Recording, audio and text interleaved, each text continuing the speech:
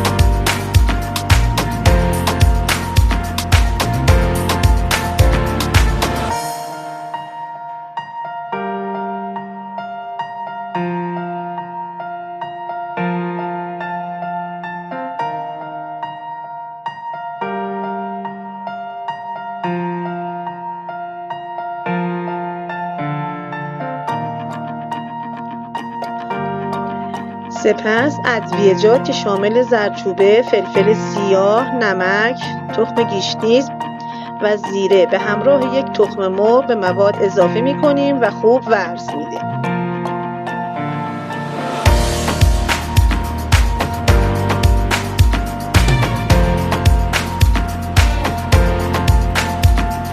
آرد قنادی به مقدار 1 فنجون به موادمون اضافه می‌کنیم و خوب ورز میدیم تا خوب موادمون سفت بشه.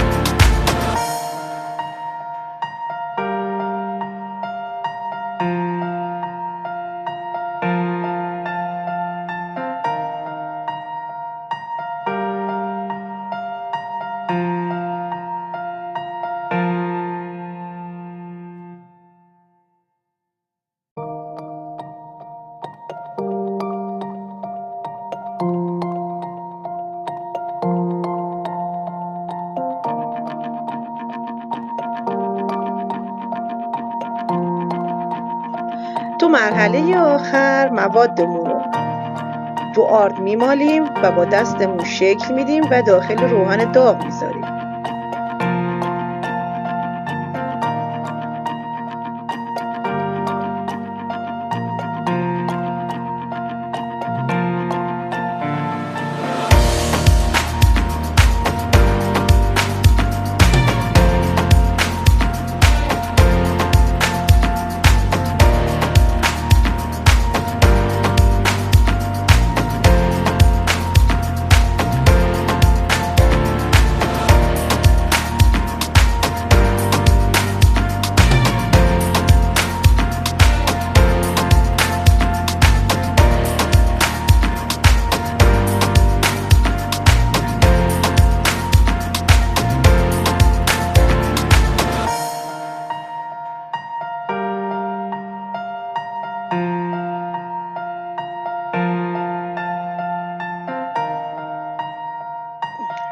وقتی یک طرف از کتلت‌ها سرخ شد برگردونش میکنیم تا سمت دیگر اونورش هم بپزه.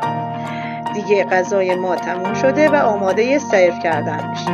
دوستای عزیزم لایک، کامنت، ساب فراموش نشه. حمایت شما باعث دلگرمی من میشه. بفرمایید نوش جان.